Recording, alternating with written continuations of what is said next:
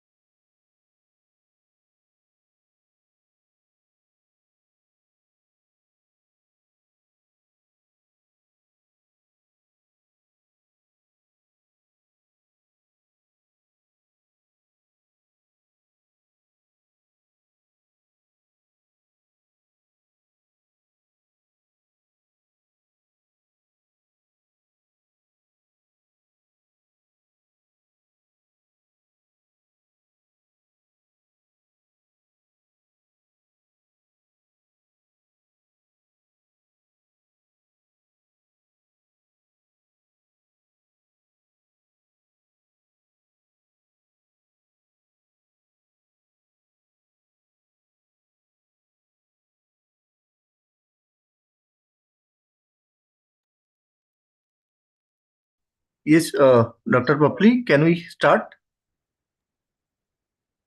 Yeah, we can start. Uh, I can't share my screen. You've disabled sharing. Am I audible? Yes, you are audible. Mm-hmm. Can you give me the rights, please?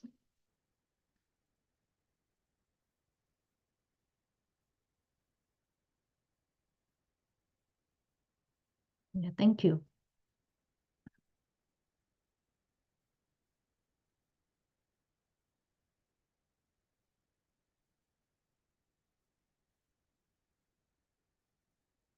All right. Can everyone see the screen? Yes, it's fine. Perfect. Thank you. Okay. Give me a moment. Yes. Uh, so, very good morning to all of you in the third international conference on Advanced Communications and Intelligence System ICACIS 2024, Day 2. So, we'll start with our first keynote speech of the day with Dr. Navneet Kaur Popley. Uh, she's an assistant teacher, professor, and uh, software engineer.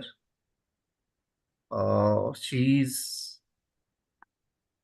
also uh, student counselor of IEEE Victoria Educational Activities, uh, Faculty of Engineering and Computer Science, Department of Electrical and Computer Engineering of University of Victoria, Victoria, Canada. So Dr. Navneet Kaur Papli will start with her topic, advancing AI method for addressing the impact environmental and anthropologic stressor on Canada's blue carbon habitats through enhanced secured underwater communication technologies. So welcome Right. to you, madam. Yeah, thank you. Could you please Thank you start? so much. Thank you so much, Dr. Ankush, and thanks to the entire conference team. I'm honored to be here, and I wish you best of luck for the entire conference. I'm sure it's going to be a great conference, and everybody will exchange a number of amazing ideas and will come out with great research for our economy.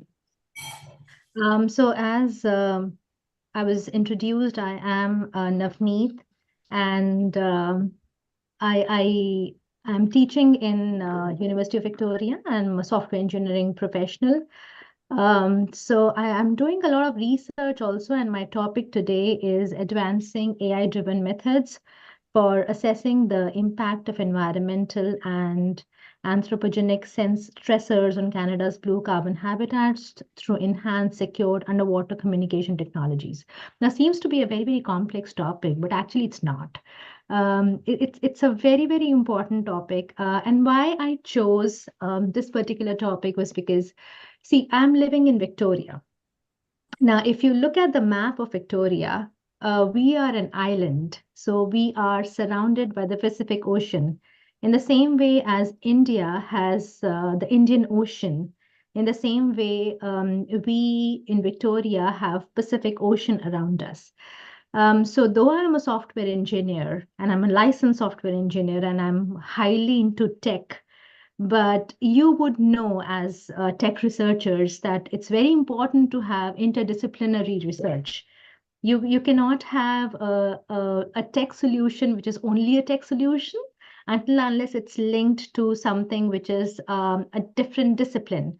So I'll tell you about my story before I actually move on to how I went through this particular topic. But before that, I would like to do my territory acknowledgement. That's traditionally the way we start every meeting, every conference, every speech, everything, because we are situated in the Lukwangan people's territory. So for that, I'm very thankful. I'm very grateful.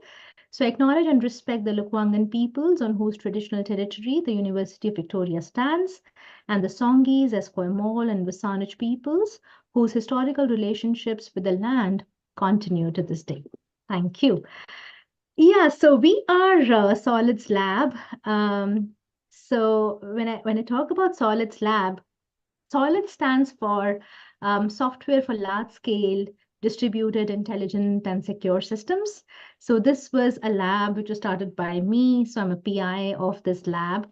Currently, we have about 16 students with us.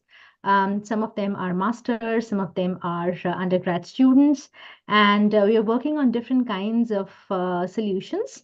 But basically, the lab has three main branches. So we have an AI ML branch, we have an embedded systems branch, and we have a cybersecurity branch as well. So I call upon all of you who are sitting there in India who are bright young professionals. In case you want to join us for a master's or a PhD or a postdoctoral program, go ahead. Come to us. We're all ears for you. So I started this particular lab and I was very enthusiastic about it, and I wanted to solve a number of problems that we're facing today in the society. So I thought about how to, start doing different kind of projects. So I went to the geography department first. And the geography department, I have something called spectral labs in the geography department, and they're basically monitoring kelp in the underwater oceans. So kelp, if you see at these leaves, this is kelp. Kelp is basically an underwater plant, and kelp is particularly important for Canada's blue economy. So we created an image analysis system through which we could count the number of kelp plants, the number of sea urchins, the number of sea cucumbers, the number of sea stars. And through those analysis, we could tell whether the kelp population was increasing or decreasing, and we could give predictive analysis on the kelp health based upon the food chain that the kelp is moving in. So we showed this to a number of people, and we got amazing response for that. So now we're talking to the DFO. DFO is Department of Fisheries and Oceans in Canada. We're also talking to Kitselas of First Nations, which are an indigenous community in Canada.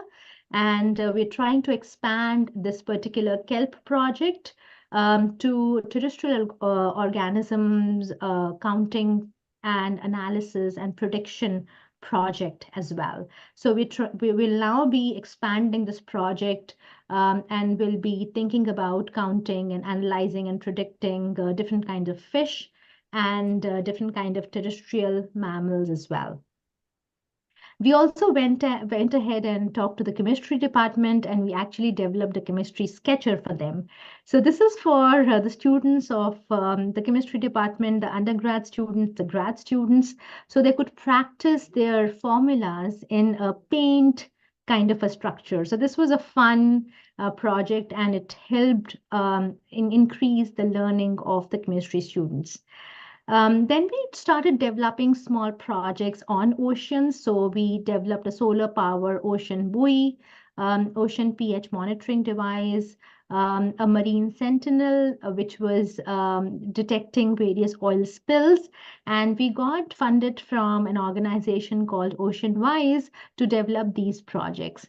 So when we were developing these projects, we realized that oceans is actually something which has to remain healthy for the economic health of our society. So it was at that particular time that we realized that a bigger project has to be created, which continuously monitors the stressors in the oceans. So we talked to the NRC. NRC stands for National Research Council of Canada. And we told them that we want to do a bigger project with you. So NRC and Solids, they shook hands together, and we've started building UCOMS. Now, UCOMS is an underwater communication secure sensor suite for monitoring of environmental and man-made stressors to know as to what is their impact on the blue carbon ecosystems. Now, when you talk about blue carbon ecosystems, many of you may not be understanding as to what am I talking about. So, blue carbon ecosystems are, plants and mangroves and seagrass. So, all the underwater plants which have chlorophyll in them. So, chlorophyll is that green pigment which helps in the photosynthesis. So, all these plants, all these algae, the green planktons, all of these plants, when they combine together, they form the blue carbon ecosystem. Now, these blue carbon ecosystems can be actually impacted by things like increase of temperature or acidification, turbidity, salinity, etc. I'm sorry. So this was the project that we developed, and this is the project that I'm going to explain to you now. So what you see here for all the people who are embedded systems enthusiasts, they would know that this is basically the way sensors are laid down. This is called a data sheet for the sensors. So we had a number of sensors, and we created a sensor suite, and we mounted the sensor suite on our underwater drone. This is a Raspberry Pi that you see here. And we had a temperature sensor, a conductivity sensor, salinity sensors, chlorophyll sensors, pressure depth sensors, dissolved oxygen sensors, turbidity, pH sensors, etc. So this was our hardware embedded equipment, and our drone has a camera on it. So we ultimately want to combine our Ocean Eye image analysis project that I just showed you initially with this NRC project, so that we are able to get the information from the sensors, and we're able to get the images of the blue carbon ecosystems also, and we can combine both of these together to give us a better analysis. So what we basically do is that we have these sensors, and all these sensors are continuously monitoring the ocean data. Now, what we've done basically is, see, we want to test these sensors properly, and we want to know whether they're working as per our requirements or not. So what we've actually done is we've actually purchased 2 waterproof containers. So the kind of environment that we want the sensors to be working on is the Salish Sea. So what you see is Victoria, BC. This is where we are located. This is Vancouver, British Columbia. This is Seattle. And this is the Salish Sea that we are concentrating on. Now, the locations in the Salish Sea that we're concentrating on are the Discovery Passage, the Burrard Inlet, the Boundary Pass, and the Baines Sound. Now, for any researcher who's sitting here, they would know that it's practically not possible to take a boat or a ship or a ferry every time to places like Salish Sea and get your environmental sensor readings from there. So what we've done is we have purchased a container, and we've filled it with water. And we know what are the conditions of the various places in the Salish Sea are, as to what is the pressure, what is the tidal wave speed, what is the salinity, what is the pH, how much is the dissolved oxygen, and we know all these measurements. So we've tried to create the same kind of environment in our container in the water. And this particular array of sensors is also enclosed in a 3D printed waterproof enclosure. The drone is an underwater drone, so it'll not be destroyed by the tidal waves. It's a tethered connection right now, but we are trying to have a wireless drone too in the next iteration of the project. So what's basically happening is that we have the sensor suite and we have the sensor suite mounted on the drone.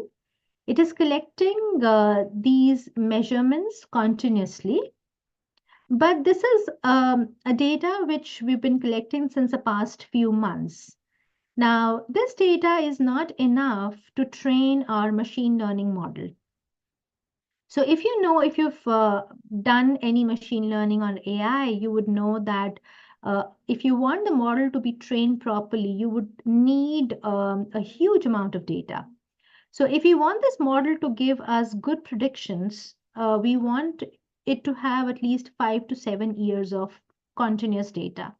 So that was a problem that we were facing, that the drone data was not enough to train our model and it was not giving the right predictions for us. So we went to an organization called Ocean Network Canada.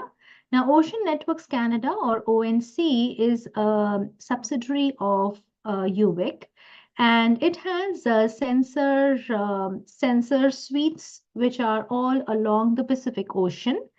And recently, it's moved to Antarctica and Arctic Ocean as well, and it's been collecting data since the past many, many years. So the kind of measurements that we were interested in, we took these measurements from 2016 to 2022. So all this data was collected in a database, which was on a cloud. So we have Arbutus Cloud, which was given to us by UVic. So the cloud resources were available to us. So we put all of that data in the cloud. But we realized that what happens is that ONC has sensors in Discovery Passage, Burrard Inlet, Boundary Pass, and Bain Sound, but sometimes some of the sensors just stop working. For example, the pH sensor, it stops working. So for example, for about 2 months, we do not have that particular data. What do we do then? So this was a problem that normally all databases will have. So we have an ETL, or extract, transform, load cycle for every database. So we had something called linear imputation, linear regression, linear imputation. So whenever we found that there was some missing data, we would impute that data and we would fill the missing values using, again, machine learning linear regression algorithms. So the machine learning algorithm will learn from the previous data and will predict the missing data. So through machine learning algorithms, we filled in the missing data, we imputed all the data. And after that, once we had the database, then we trained our spatio transformer model on this particular data. And we had the data from our drone also, which was continuously coming to this particular machine learning model. So through that, we were able to predict the role of anthropogenic sensors, which are basically man-made human stressors, and environmental stressors on blue carbon ecosystems. Now, what these stressors were, basically we were interested in climate change kind of stressors. So increased temperature, increased acidification, increased turbidity, increased salinity, or more, let us say, less dissolved oxygen. These were all human stressors or man-made stressors which affect the ocean environment. There are some environmental stressors also. For example, increase in the speed of the waves are environmental stressors. But mostly what we found was that the environmental stressors caused less stress on the ocean life and the blue carbon ecosystems than the human or man-made stressors. We were also able to find a correlation between what was the highest weighted sensor measurement here and how did it affect the blue carbon ecosystem. So we were able to find a relationship between chlorophyll and pH. So what we found out was that pH or acidification was the most weighted stressor in, in both human and ocean environment. So what we realized was that if, the temperature can increase, the conductivity can increase, the salinity can increase, but that does not affect the ocean health as much as increase in the acidification. And how do we get increase in acidification? We can get increase in acidification if there are oil spills happening, or if there are some manufacturing units which are, pouring their polluted in flux into the ocean. If there are a number of ferries which are running around, if there are a number of boats which are running around. So basically what is happening is, because of increase in pH, the amount of chlorophyll has decreased since the past 7 to 8 years. So the goal of this particular project is to continuously monitor the effect of man-made and environmental stressors on the health of the ocean, on the impact of blue carbon ecosystems. So we're able to advise the various factories, the various organizations, and we're able to tell them to reduce acidification so that the chlorophyll measurement increases again. This was just one part of the project. The other part of the project was security. Now, security is very dear to me because I'm a PhD in cybersecurity. I've done a lot of cybersecurity in my life, and the person in NRC who's our contact is a cybersecurity expert. So they wanted this particular application to be highly secure. Now, if you look at this application, you would find that this application is actually made up of three different parts. So if you look here, this is the physical asset, which is the ROV or the underwater drone. Now, this underwater drone is, it can be attacked. It's vulnerable. It's vulnerable to attack. The sensor suite, which is on top of it, is also a hardware device, and it's an embedded device. It's vulnerable. But if you look at the communications here, so if the ROV and the sensor suite is giving some information to the mainframe, for example, this communication can be vulnerable to attack. Then if you're doing some ML algorithm, some ML prediction, some ML analysis with data on the cloud, this particular communication can also be vulnerable. Not just that, this entire application is made up of both physical assets and software assets. So we have an entire software application which is also vulnerable to attack.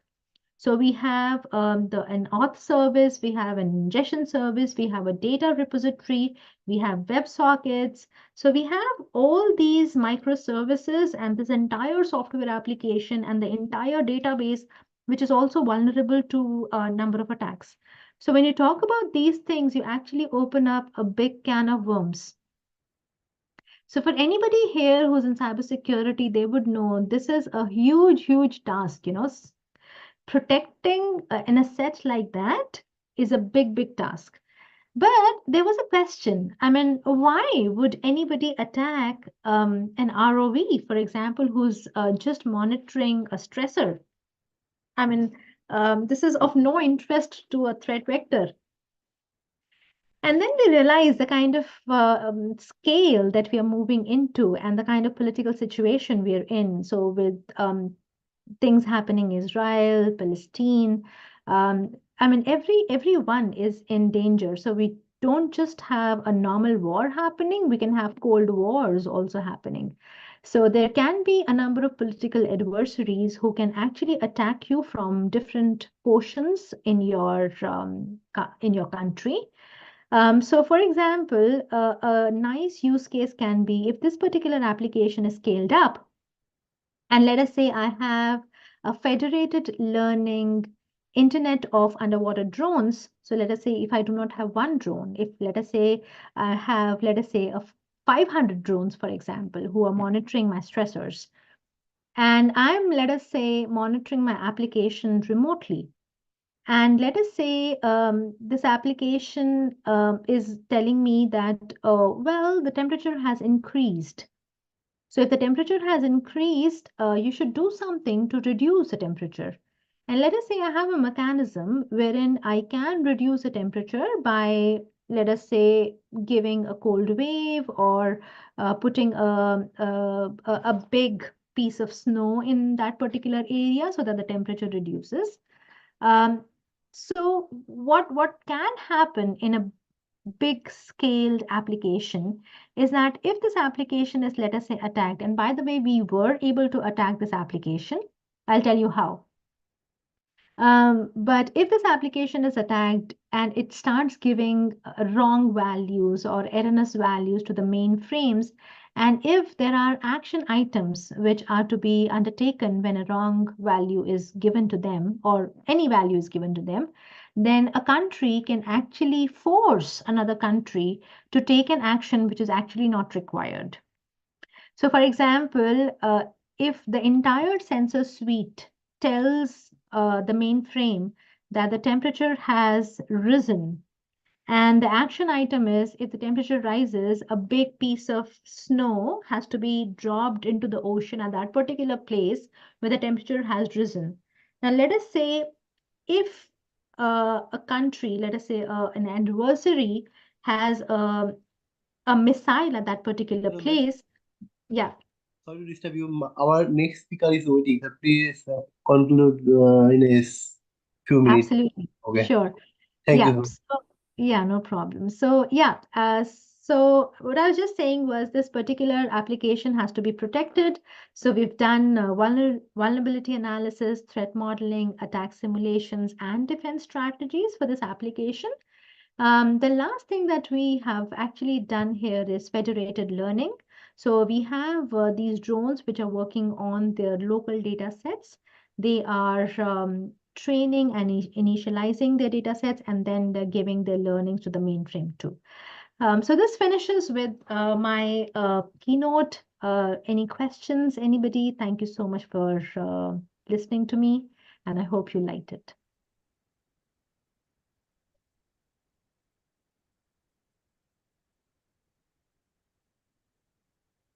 Audience, any question?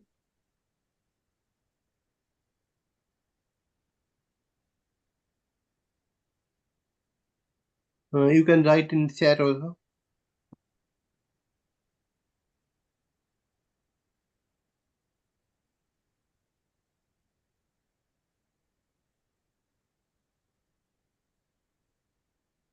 Okay, I cannot see any question here in the chat. Yes, ma'am.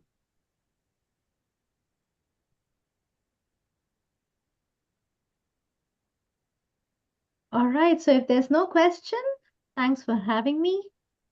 Thank you very much, ma'am, for joining. Yeah, I thank hope you. everyone learn a lot from you.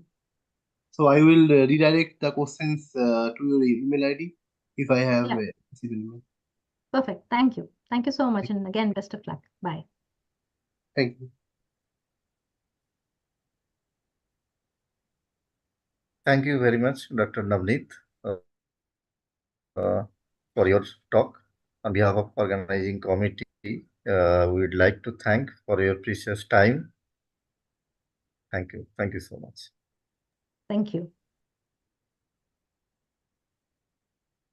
So, our next speaker will be Professor Bjorn W. Schuler.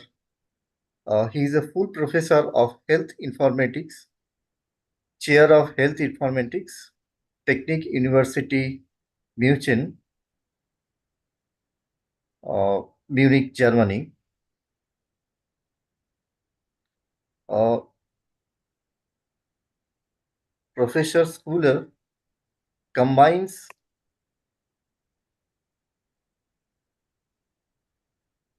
very good technical issue. Professor Schuler combines computer science with modern health and medicine. The main focus lies in the acquisition analysis and interpretation biosignals including daily life, such as those generated in monitoring heart activity, metabolism, or neuronal activities.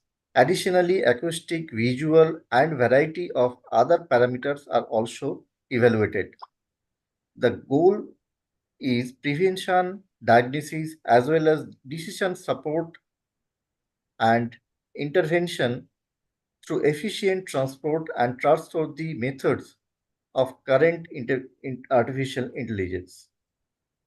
Professor Fuller received his diploma in 1999, degree in 2006, habilitation 2012, all in EE from TUM, where he became full professor of health informatics in 2023. Since 2013, he is also Imperial College London now as professor of artificial intelligence. Further, he is co-founding CEO and current CSO of AUD Aring. Previous major stay include full professor at University of Augsburg 2017 to 2023 and University of Passau 2014 to 2017 and researcher at Joneum Research in Dresde 2012 and CNRS near Paris from 2009 to 2010. So his talk will be on artificial super communication, the sunrise. So welcome, Professor Schuler. Can we start?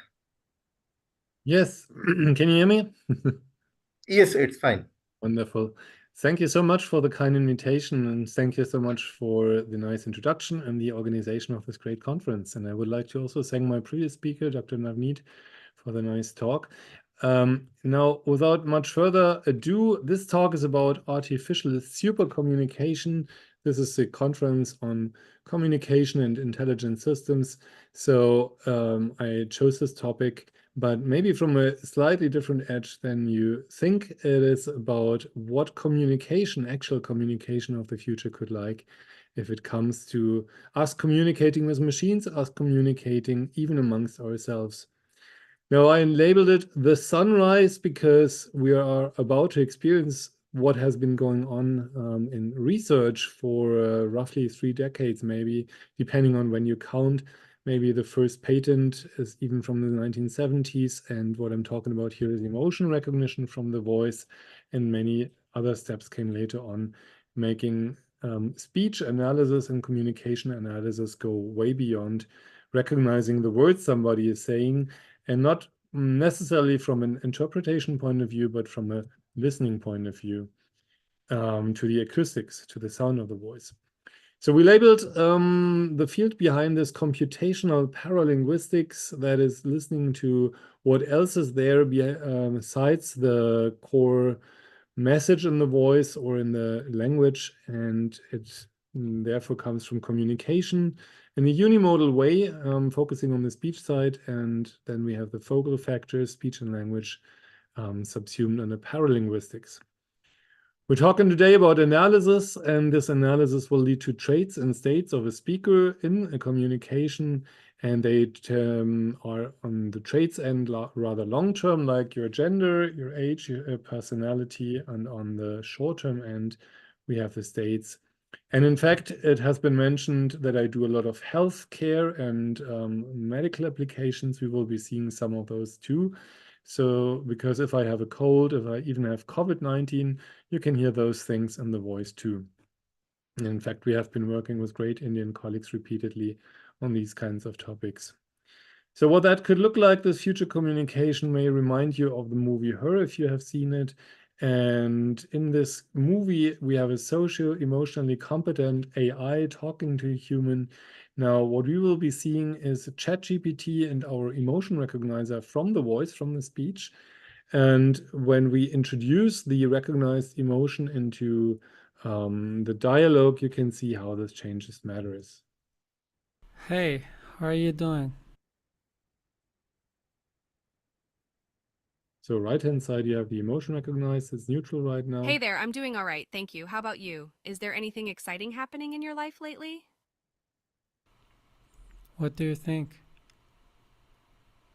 And now it sounded rather sad and not too happy.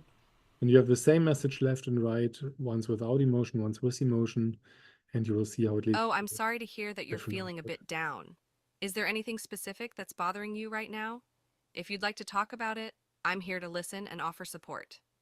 Remember. Okay, and it goes on, the communication, and I'm stopping it here. You can find the video on YouTube, by the way, with a quite different outcome of the discussion. So from an artificial intelligence point of view, what does this look like? And in fact, the field has matured massively from the old days where we had expert crafted features. Our own toolkit, OpenSmile, was heavily used in this respect, to us actually abolishing our own work in 2016. For the first time in this field, we were using end-to-end learning to learn the representation from the data.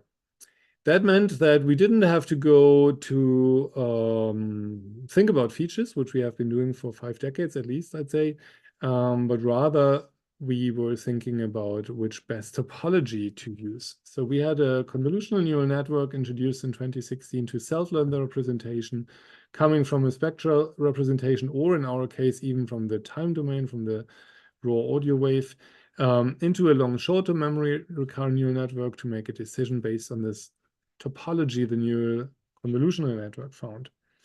And then finally, for example, decided on the emotion, like you've seen in the video right now. It's a fully connected layer at the end. That was 2016, and in 2016 we realized soon thereafter that the topology of this network has a massive impact, and somehow we felt like we are cheating. We are moving from finding the features to finding the best topology of a neural network. That's not what we wanted. We wanted to go really from data plus labels, so communication, speech, plus labels, what we are interested in that, and then take it from there. And so the next step was to go for self-optimizing of these topologies here. So not only learning the parameters of a neural network, but also learning the hyperparameters of a deep neural network. And the deep neural network here has rather complex hyperparameters, because in a convolutional neural network, you not only have the number of layers or neurons per layer, what you have is the number of filters, and then you have the layers that do a convolution, how many of those before you do pooling, which type of pooling, max pooling or average pooling with attention weights. So you get the picture, a zero padding, yes, no, how much, what stride, and many, many other hyperparameters. In a long short-term memory network, you have similarly more options than just how many neurons and how many layers. So for this, recently we have been using DARTs, but the first attempt we did in 2018 was done with reinforcement learning and was again the first at its time. Now, using a machine-found architecture massively improves the result. You can see here on 3 different corpora without DARTs, meaning the best found architecture by ourselves, which is sometimes using the best template. You know, you have a lot of neural network templates like MobileNet and the likes, but here we even have compound of CNN plus LSTM. And you can see the brown bar, which is using the self-learned neural architecture, always massively exceeds the human-found one. That was same when we first learned features from the data. So what I'm saying here really is that now we have been at the point where you take the data of communication or speech in our case, but it could be literally any data plus the labels, and you self-learn the neural architecture that self-learns the best representation and makes the best decision, hopefully. Now we since moved into a whole new age, which we didn't see coming that much, because the previous one I have been working for towards for years. This new one we have been first studying last year in the very beginning in our field again, first time investigating emergence from large models. And when I say large models, this means foundation models, and there's other words around, but what it means is things like ChatGPT. And what did we do in early last year? We asked if ChatGPT can recognize emotions without any training data from our end, and indeed it could recognize emotions, and it was even better than data trained models on target domain data. We have been comparing with loads of things, bag of words from the 1990s, Word2Vec from the 2010s from Mikolov, and finally the Roberta fine-tuned version, so using a foundation model, all of which could not compete or barely compete with emergent recognition. So really right out of the box, asking the model, hey, what is the emotion in here in ChatGPT? Since then, we have been trying many different models, Claude and Bing and whatnots. Have revisited this case. We have lent our model ears by using a vector quantized autoencoder to represent the audio spectrogram, and verbalized our feature names, and it all worked. And here we are now. And this very moment, we organized with colleagues the MER, the Multimodal Emotion Recognition Challenge, and we have been using large models. Here you can see the case for audio, and we have our old features. EG maps is a feature set extracted from our OpenSmile toolkit, falling way behind emotion to VEC and WAF to VEC, which are large models. And finally, Hubert large, giving you the best result by far. What is the takeaway? The takeaway is that we have not only arrived at a time where we don't need to know about features of a data, we don't need to know about the best architecture to find those features and make a prediction based on it, but we have arrived at a time where we don't need extra data beyond the one that the foundation model has been trained upon. And no wonder somehow, because those foundation models have been scraping the internet and have been trained already on kind of almost any data in the world, in the sense of grasping what they can. In the future, this will be even more dramatic, I guess, because the large companies are trying to train on even more and more data. So at some point, you really don't have to train a model explicitly on your tasks, maybe. We have been redoing this, by the way, for the challenge also on multimodal models, same effect. So we're beyond doing this on text, we can, or audio, we can do it even audio visually, including the words that somebody says in a communication, how they say it, and the facial expression, for example, or the body posture in the video feed.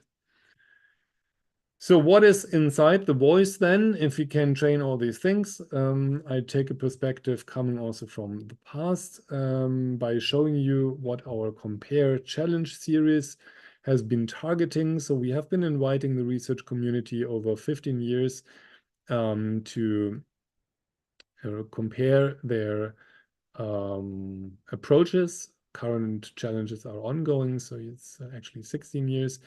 And we have been doing so at Interspeech, the largest speech-related conference. We have been doing so at ACM Multimedia, at NeurIPS, at ICML. So loads of conferences where we organize challenges, sometimes for a year, to go into this. So now from the Compare Challenge, you can see some of these aspects have been related to profiling. So who is the person behind what you're saying? Automatic recognition here means doing it from very realistic in the wild conditions. So phone speech, for example, or radio speech from unknown speakers. Now, age was targeted, gender, dialect that you're speaking, the native language. In my case, it would, for example, now say that I'm German. Personality in 5 different dimensions, the ocean model. We also had communication-related aspects, and that's, of course, the major topic here. So what can the automatic analysis of your voice, how it sounds, and of course also respecting potentially the words, get beyond the message that you're actually saying? So while I'm talking here, it's not only what I'm saying from a scientific point of view, but what else is in those words and in the sound of my voice. And you see, we have been addressing the addressee. So who am I talking to? This would be you, the audience right now. The affect I'm having, for example, of atypical individuals or self-assessed. We also had emotion in many flavors of elderly. And just recently, the emotion share was a much more complicated model with 9 dimensions and a regression task to get those. But we also had, if conflict is present in the conversation, deception, for example, escalation, if the other partner is interested or not, likable, if he has requests and complaints, sincerity related to deception, all sorts of social signals, vocalizations, and other sounds. And again, also something related to how native you sound. So you see there is a lot, and I wanted to give just a bit of examples from the health side too. In these challenges, we have been targeting if you have autism or not, if you have a cold, COVID-19, and then we had things like your intelligibility, if you're a head and neck cancer person, Parkinson's, for example, your sleepiness score in different ways of representation, snoring sounds, and many more. So I just wanted to give you some more or less surprising examples, which we haven't done in the challenge, to show you what else you could actually get from the words. And some of the more puzzling ones include the height of the speaker, so how tall you are, down to 5 to 7 centimeters, depending on the papers you're reading. The facial action units. So if you know facial action units, they include things like eyebrow raising or lip raising and so on and so forth. So different action units of your face.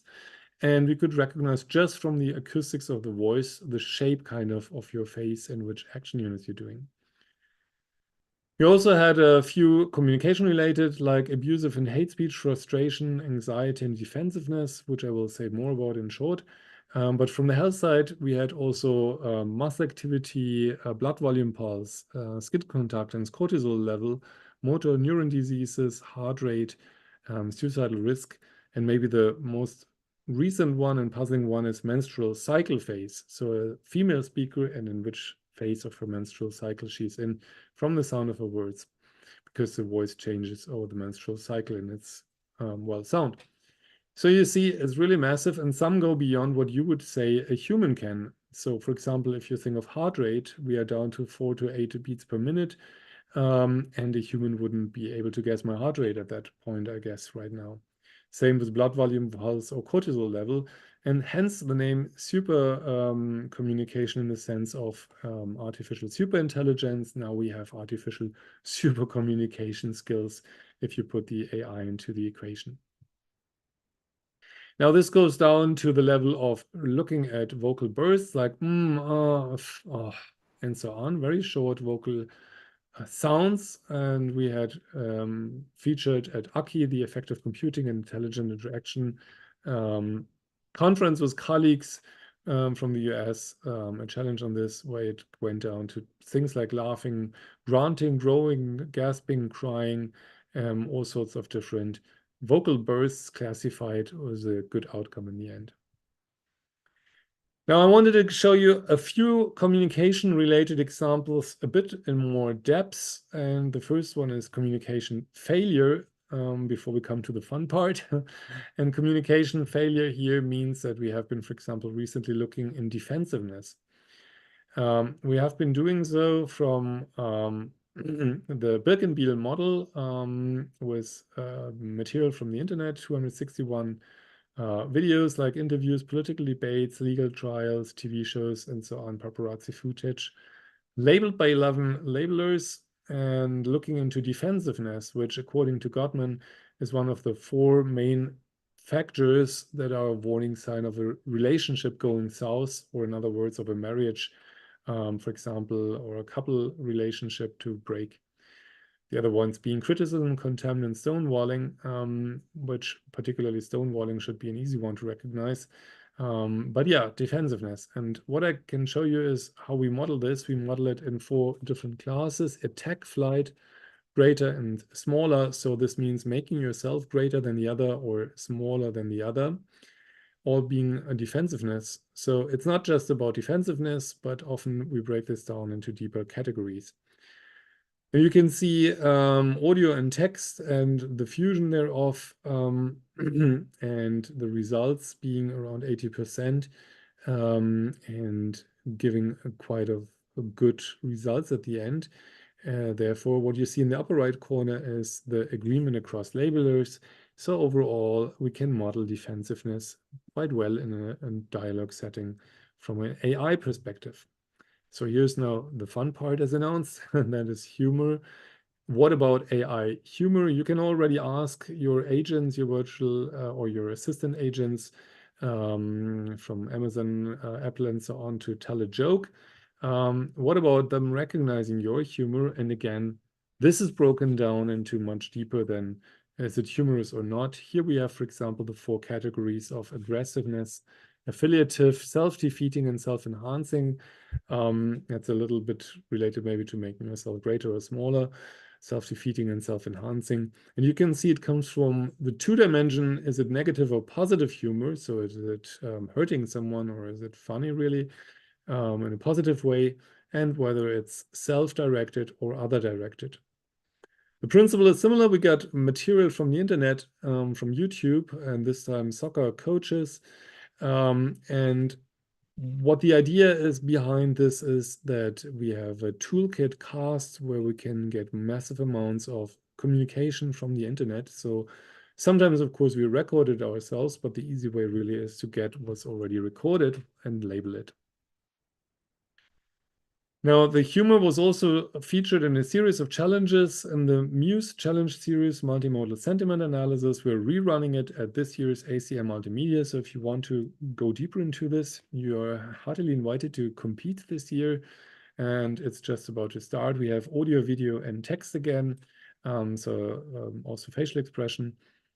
And you see we're having facial action units and some larger models as baselines, and we have good results. And when it's coming to the modeling, you can see to get these 4 different ways of humor, we target the sentiment. So is it positive or negative? We target the direction here. So is it towards yourself or towards others? And then we have basically humor recognition, and we can say which type of humor it is from that. Now, a new, bigger topic in AI is also to make AI charismatic and learn about human charisma. So analyzing charisma in human-to-human conversation, for example. We started already a bit more than a decade ago to look into different leadership qualities from your communication, looking again into YouTube videos at the time, like diplomatic, upright, team integrating, and so on. And this included charismatic, but we boiled it down to 3 major aspects, which is if you're an achiever, a team player, and in particular charismatic. What we did more recently is look into synchrony as part of this to show presence and warmth, which are dimensions of charisma. And here we see 2 speakers showing synchrony over time. Hallo. Hallo. Über welchen Werbespot müssen wir jetzt reden? Über den 4. Also den letzten. And what you're seeing here is the pitch of each speaker and the pitch delta. And I'm going a little bit forward here to speed things up. And you can see how their pitch is assimilating, going into synchrony over time.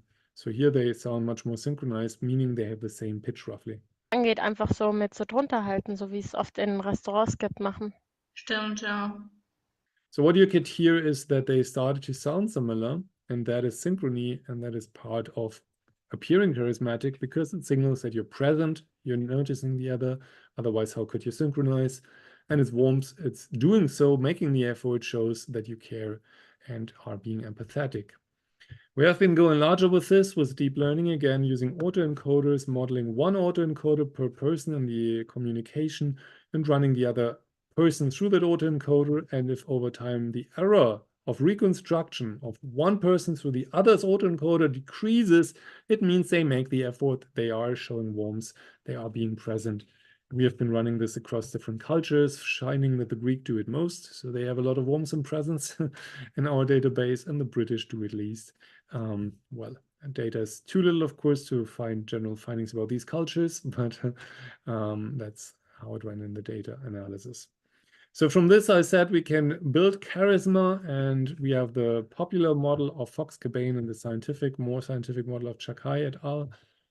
Fox-Cabane's model says ultimately somebody is charismatic if you can positively answer the question, can they help me and will they help me? So they have the power to help you, but they also will help you because their presence is positive. So they are following what you need, and they have warmth, meaning that they will help you. And you see there are some aspects here like humor, which we have also been targeting, and emotional intelligence.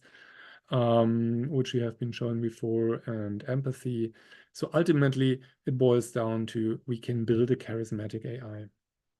So what's next? We can do this also in silent communication. We have bigger projects running studies now with University in Bremen, Germany, to capture paralinguistics and these super communication aspects from non-speaking, but so I was just pretending I'm speaking, but I wasn't using my air pressure or the phonation, and still we would be recognizing things. It's also from the lip movements, for example, where we have here the example of our end-to-end lip movement to speech system. Predictions are the basis of every experience that you have. Predictions are the basis of every experience that you have. Predictions are the basis of every experience that you have. So this was video to audio, end-to-end learned, audifying, sonifying what you're saying. In 18... sorry. Then what we're also doing is synthesize these kinds of things. Here you can hear our diffusion model doing a target speech. In 1855. With the same words. In 1855. So we're having the same voice say what has been said. It sounds very similar, as you can hear. And we're also synthesizing different emotions then. For example, angry, happy, neutral, sad, surprise. I am a student. I am studying in the university. I am a student and I am studying in the university. I am a student and I am studying in the university. I am a student and I'm studying in the university. I am a student and I'm studying in the university. Maybe one more. Attention is all you need. Attention is all you need. Attention is all you need. Attention is all you need. Attention is all you need. Let's skip the last one. And also synthesize the right lip movement. You can see preliminary results with colleagues from China. On the right-hand side, the approach of ours to synchronize lip movement. But we need balance, right? We need balance, and the only way... Let's see, concurrent. But we need balance, right? We need balance, and the only... Theirs and ours. But we need balance, right? We need balance, and the only way things will change is if we take a real honest look at the scripts that have been passed down to us from generation to generation. But we need... Sorry. So you can see we can synthesize the voice in a very natural way. We can also move a face very naturally, and hence Glend AI, very natural communication skills. What is left to be done is more adaptation to the speakers, so some personalization, more explanation of why we're recognizing these things from a verbal and sonified way, not only from a visualization point of view, and be ready to fight attacks against our systems, for example, adversarial attacks where you make a system believe you're happy despite you being very angry and things like that. So let me just give you a bit of an outlook. I showed you super communication skills by AI. They can recognize your humor, your defensiveness, and many other things, including your height and your heart rate. We have been seeing that these are largely fired these days by large foundation models. And in the future, we expect much more reinforcement learning where they solve actual tasks, for example, to persuade you, and will learn from millions in communications like you've seen in the movie Her, for example. We expect much more fine-grained modeling. You have already seen humor isn't just humor, but it's different categories of humor. Similar things will happen to many of the other things, so that we have very super fine-grained and super communication skills. And we expect a massive impact on human-to-human communication, not only on human-to-computer interaction in the future, because human will adapt probably the human-to-computers interaction style. And if they learn in reinforcement learning how to be more persuasive, charismatic, it might be that they find new ways that then will even be taken up by humans.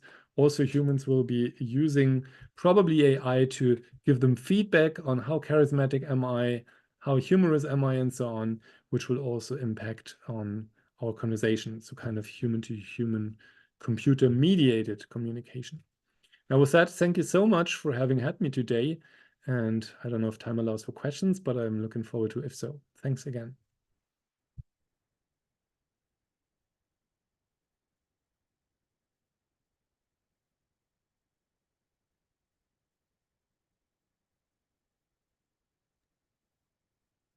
Good, sir. Yes. Hello, sir. Thank you, sir, Thank for you. your audience. Any questions? Please write in the chat or you can talk.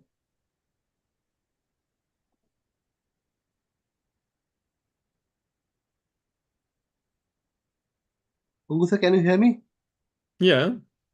Anku sir? Yes, yes, yes, yes.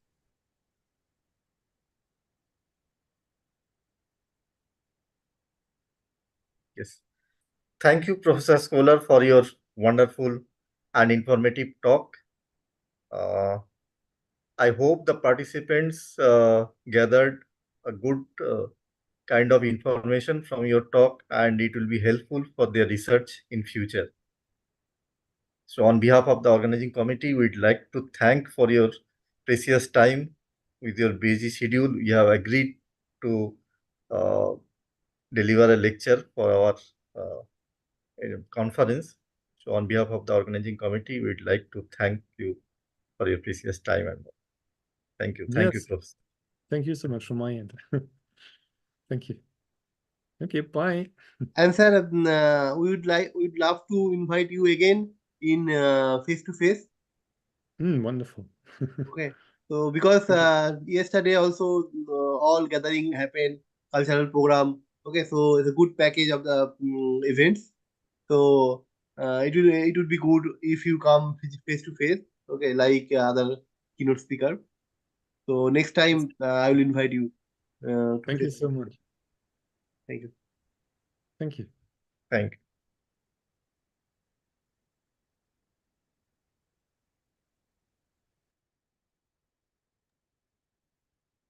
The participants, let's join your respective technical session. Okay, we will start soon.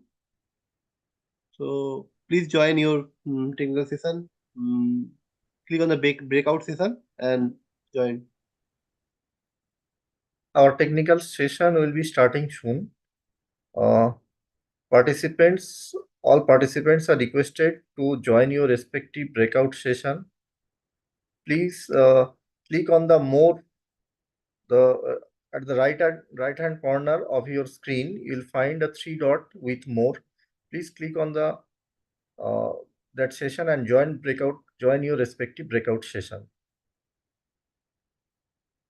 All participants are requested to join your respective breakout session.